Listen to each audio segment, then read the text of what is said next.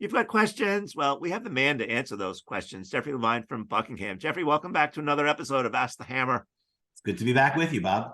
All right, so I have a question. I hope it doesn't cause you any marital strife or anyone else for that matter. It goes like this. I've read that couples who merge finances are more satisfied with their relationship. They are more likely to be on the same page about money issues. What say you? Well, I guess the first thing I would say is this is an opinion question, right? There's lots of things out there where there is an answer. In fact, most of the questions that people send out to us are things that have an answer, a correct answer and an incorrect answer. This one, I think it's much more of an opinion, and it really depends upon your particular relationship. What I would say is this. I think it's important to be financially honest in a relationship. Now, that doesn't mean everything has to be shared and that everything gets moved to joint accounts and that everything is viewed 50-50. There are lots of reasons why maybe that's not the case, particularly for folks who are already established in their life and getting married a little bit later on. Sometimes there are very significant differences in wealth and income, and this is where even things like a prenup can come into play.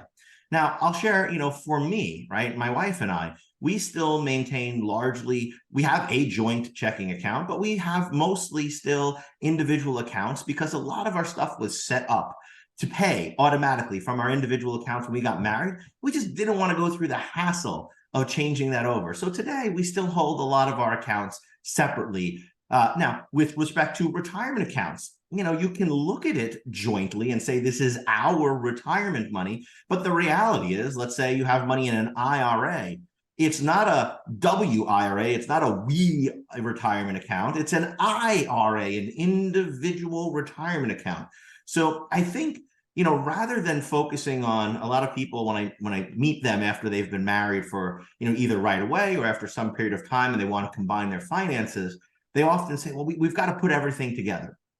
I don't necessarily think you have to do that. Certainly can to the degree you legally can, right? Again, certain accounts can never be combined, but with everything else, you can.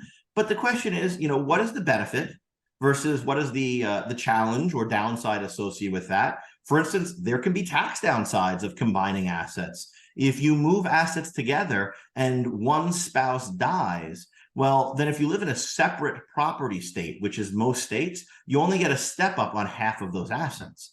If by contrast, one spouse was in poorer health and you expected that they might be the first one to die and you held the appreciated assets in their account alone, there would be a full step up on those assets and they could be left back to the healthy spouse who has longevity, and they could then sell those tax and penalty free. So there are various reasons why you may technically want to combine or not, physically the dollars, but being financially honest with your spouse about what your income looks like, what your debt looks like, what your assets look like. You are going to have a life together.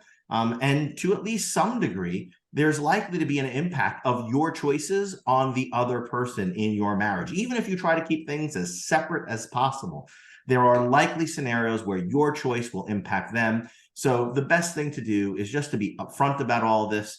Whatever it is. And then if you're still meant to be together, well, at least it's all out on the table. Yeah. Well, that was about as honest an answer as I've ever heard, Jeffrey.